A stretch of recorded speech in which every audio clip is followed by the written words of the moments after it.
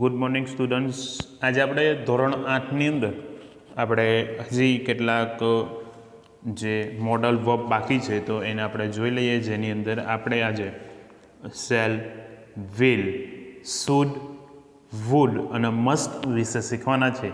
આપણે આગળ can, could, may, might વિશે તો શીખી ગયા, પણ આપણે આજે એના વિશે ઊંડાણપૂર્વક શીખવાના છે, જેથી તમને આગળ જતાં આની અંદરથી તમને ગ્રામરને લગતા કેટલાક વાક્યો અથવા એની ખાલી જગ્યા પૂછાય તો એ તમને સમજવામાં સરળતા રહે. તો આપણે આજે એને સમજીએ.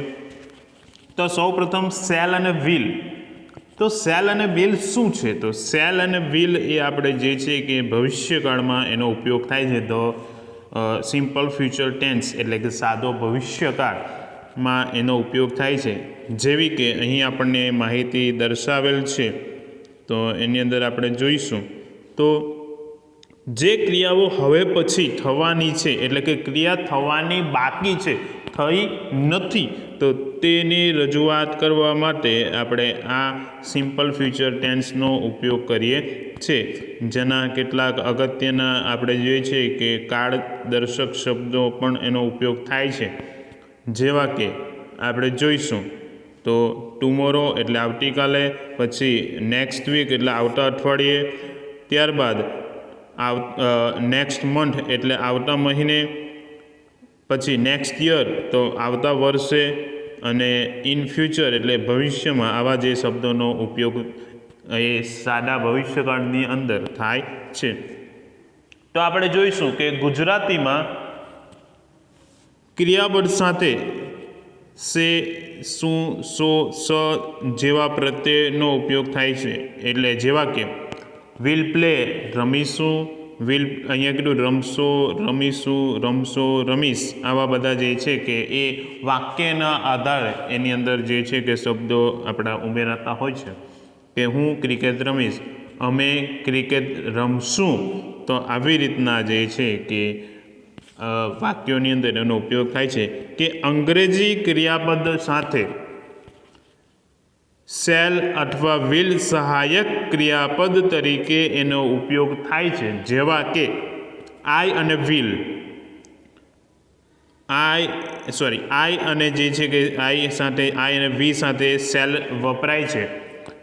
જો કે યુ, હી, સી, ઇટ એ અને ધે સાથે એ વિલ વપરાય છે. આઈ એ આપણે જોઈએ છે તો પહેલો પુરુષ આપણે એક વચન છે, અને વી એ પહેલો પુરુષ બહુવચન છે. જ્યારે બીજો પુરુષ એક વચન અને બીજા પુરુષ જે છે કે બહુવચન, અને ત્રીજો પુરુષ એક વચન અને ત્રીજો પુરુષ બહુવચન જ્યારે પણ હોય ત્યારે આપણે જોઈએ છે કે એની સાથે શું વપરાય છે? વિલ વપરાય છે. પણ આપણે જોઈએ છે મોટા ભાગે આપણે બધા સાથે શેનો ઉપયોગ કરીએ છીએ?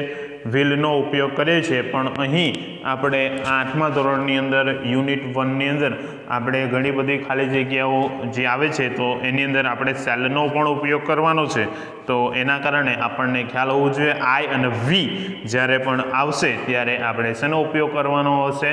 શેલનો ઉપયોગ કરવાનો હશે. અને એ વાક્યને સમજવાનું હશે. એ વાક્યને સમજીને પછી એની અંદર આપણે જે શેલ અને વિલનો ઉપયોગ કરવાનો હશે. તો અહીં આપણે જે છે કે એનું સૂત્ર પણ દર્શાવેલું છે. સબ્જેક્ટ એટલે એને કરતા, જેની અંદર આપણે વાત કરીએ તો I, we, you, they, he, she, it આ બધા જે છે એને શું કહેવામાં આવે છે? એના સબ્જેક્ટ કહેવામાં આવે છે.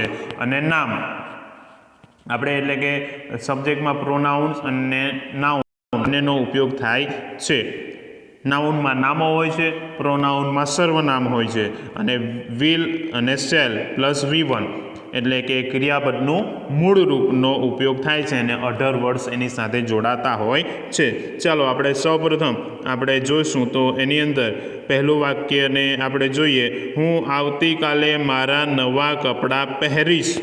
હું એટલે કે આઈ શેલ, પછી પહેરીશ એટલે વિયર, મારા નવા કપડાં એટલે માય ન્યૂ ક્લોથ્સ, અને આવતીકાલે એટલે કે ટુમોરો એટલે I shall wear my new clothes tomorrow. Second, અમે આવતા અઠવાડિયે બહાર ગામ જશું. અમે એટલે વી, આવતા અઠવાડિયે એટલે નેક્સ્ટ વીક, બહાર ગામ એટલે આઉટ ઓફ સિટી, જઈશું એટલે કે ગો, તો આપણે જે છે કે આની અંદર ઉપયોગ થશે we shall go out of city next week. તો આવી રીતના એની અંદર આપણે જોઈએ છે કે ઉપયોગ થાય છે. તો અહીંયા આઈ, તો અહીંયા જુઓ છો એની સાથે સેલ, અહીંયા વી, તો એની સાથે પણ સેલ તમને જોવા મળે છે. અને પાછળ જુઓ પેરિસ, તો આપણે જે છે અને આવતીકાલ એટલે કે એના માટે અહીંયા ટુમોરોનો ઉપયોગ થયો, જ્યારે આવતા અઠવાડિયે જે છે તો એની જગ્યાએ આપણે અહીંયા નેક્સ્ટ વીકનો ઉપયોગ થાય છે. હવે આપણે ત્રીજા વાક્યની અંદર આપણે જ્યારે જોશું તો એની અંદર આપણે તો તે મારો કઝિન છે, તે અમારી સાથે આવશે.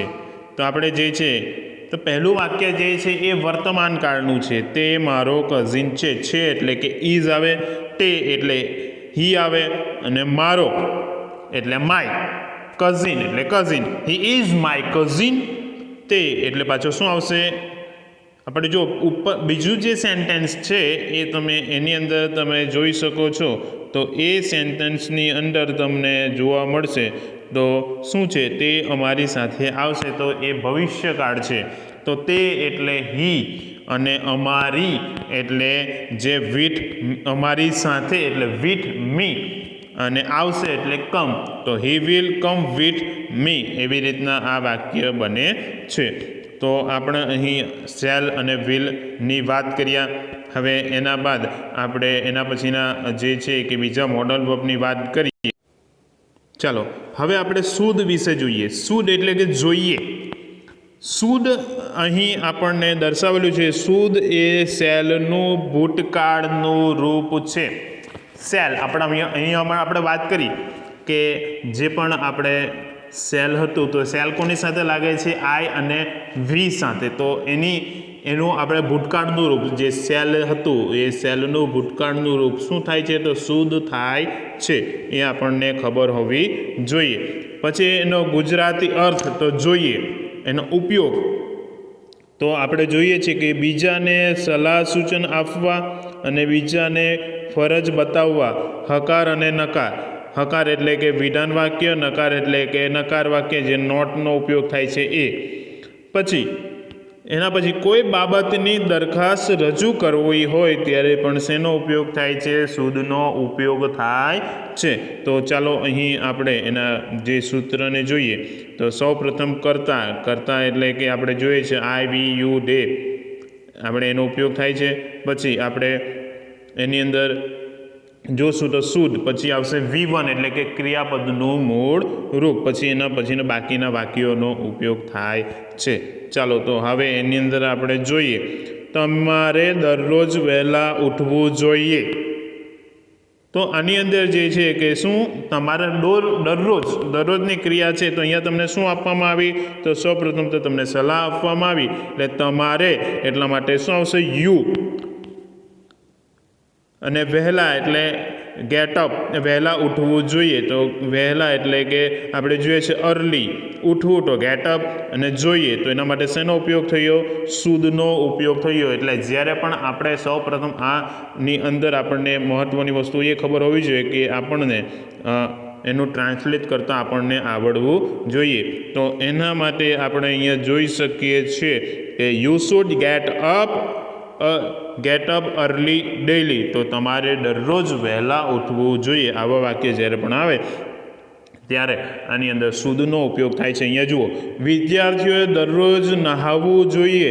તો આપણે જે છે વિદ્યાર્થી, તો એના માટે સ્ટુડન્ટ્સ, દરરોજ એટલે ડેઇલી, નહાવું એટલે બાથ, અને જોઈએ એટલે શુડ. તો સ્ટુડન્ટ્સ શુડ બાથ ડેઇલી. આપણે આવી રીતના જે છે એ વાક્યનો ઉપયોગ કરવાનો હોય છે. જ્યારે નકાર આવે છે તો ત્યારે આપણે જોઈએ આપણે ખોટું ન બોલવું જોઈએ. તો ખોટું એટલે કે રોંગ, આપણે એટલે કે વી, અને બોલવું એટલે સ્પીક, અને જોઈએ એટલે શુડ, અને ન એટલે નોટ. તો એની અંદર આપણે એની નકાર વાક્ય રચના તો આપણે અહીં દર્શાવેલી જ છે, જોઈ શકો છો કે કરતા, પછી શુડ, પછી નોટ, પછી V1 એટલે કે ક્રિયાપદનું મૂળ રૂપ. તો we should not speak wrong. ત્યારબાદ આપણે જોઈએ છીએ તો એના પછીનું વાક્ય, પરીક્ષા સમયે વિદ્યાર્થીઓએ મોડે સુધી જાગવું જોઈએ નહીં. તો આપણે જે છે કે પહેલાં તો સૌપ્રથમ શું આપેલું છે સેન્ટેન્સ પરીક્ષા સમયે એટ ટાઈમ ઓફ એક્ઝામિનેશન આપણે એ પહેલાં વાક્ય લખ્યું. ત્યારબાદ વિદ્યાર્થીઓ એટલે અહીંયા બહુવચન છે તો એના માટે ધ સ્ટુડન્ટ્સ આવશે. જાગવું તો વેક. પછી આપણે જે છે કે જોઈએ નહીં તો ટીલ લેટ. તો આપણે એની અંદર પણ આપણે જોઈએ છે તો જોઈએ નહીં તો એના માટે શુડ નોટનો ઉપયોગ થયો છે. તો the student should not wake till late. તો આવી રીતના એ વાક્યનો ઉપયોગ થાય છે. ત્યારબાદ આપણે જોઈશું તો આની અંદર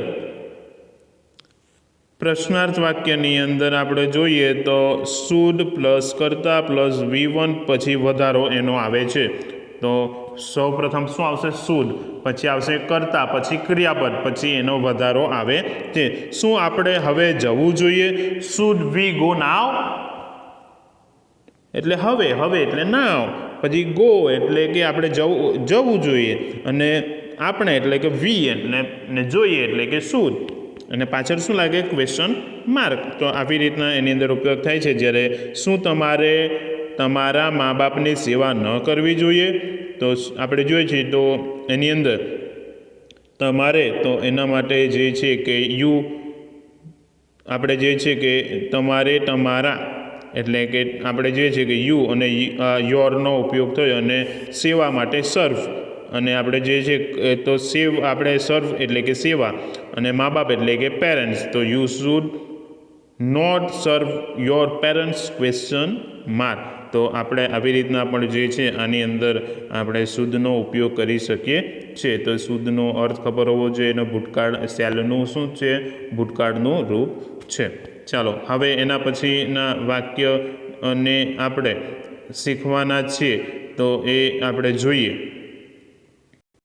ચાલો અને એક સૂચના બીજી આપી દઉં. જેટલા પણ અહીં તમને દર્શાવેલા આજે સેલ વિલ, ત્યારબાદ આપણે જે શુડ, પછી મસ્ટ અને વુડ વિશે જે આપણે લખવાના છીએ તો એ દરેકનું તમારે હોમવર્ક આની અંદરથી જોઈને લખવાનું રહેશે. કારણ કે આનું જે છે કે હોમવર્ક એ આપણે સ્ક્રીનશોટ આમાં પડી શકે એમ નથી. તો એના કારણે તમારે આનું હોમવર્ક તમે આ વિડીયો દ્વારા જોઈને તમારે લખવાનું રહેશે. ચાલો તો હવે આપણે જોઈએ તો આની અંદર હવે આપણે મસ્ત એટલે જોઈએ જ. કોઈ પણ વસ્તુ માટે આપણે કેમ ચોક્કસ જોઈએ જ, મને ચાલશે જ નહીં. તો ચોક્કસ જ્યારે કોઈ વસ્તુની જરૂરિયાત હોય, ફરજ હોય, હુકમ હોય ત્યારે જે છે કે શેનો ઉપયોગ થાય છે? આ મસ્તનો ઉપયોગ થાય છે. જોઈએ જ તો એ આપણે જોઈએ છે તો આ ભવિષ્યકાળમાં આપણે આનો ઉપયોગ કરીએ છીએ. જેવું કે એના આપણે સૌપ્રથમ એના સેન્ટેન્સની વાત કરશું તો આપણે કરતા પ્લસ મસ્ટ પછી V1 એટલે ક્રિયાપદનું મૂળ રૂપ, પછી આપણે એનો વધારો. તેવી જ રીતના નકારમાં તો કરતા પ્લસ મસ્ટ નોટ V1 અને વધારો એનો લાગે છે. તો આની અંદર આપણે સૌપ્રથમ વાક્યને નિહાળશું તો તમારે નિયમિત થવું જોઈએ. તમારે નિયમિત થવું જ જોઈએ. તો નિયમિત એટલે કે રેગ્યુલર અને થવું જ જોઈએ તો એના માટે મસ્ટ બી અને એટલે કે તમારે તો યુ. તો યુ મસ્ટ બી રેગ્યુલર. ત્યારબાદ આપણે બીજું વાક્ય જોઈએ તો એની અંદર હું તમને નિમંત્રણ આપીશ જ. તો આઈ મસ્ટ ઇન્વાઇટ યુ.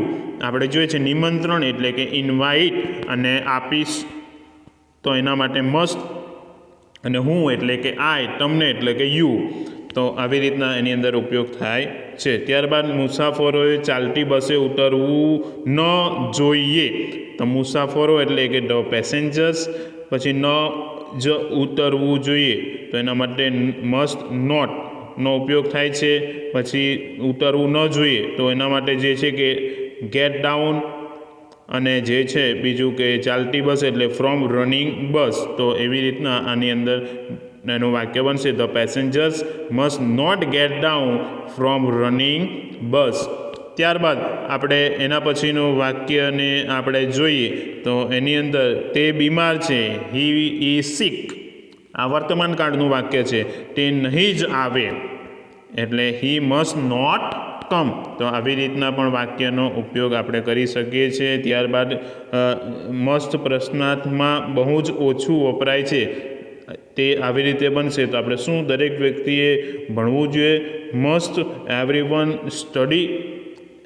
શું તમે આજે આવશો જ? Must you come today? તો આની અંદર મોટાભાગે ઉપયોગ ઓછો થાય છે, પણ આપણે વિધાન વાક્યોની અંદર મસ્તનો ઉપયોગ કેવી રીતે થાય તો એ આજે આપણે શીખ્યા. ચાલો હવે પછીનો આપણે ટોપિકને આપણે જોઈએ. ચાલો હવે આપણે જોઈશું તો વુડ વિશે. વુડ એ વ્હીલનું ભૂતકાળ છે.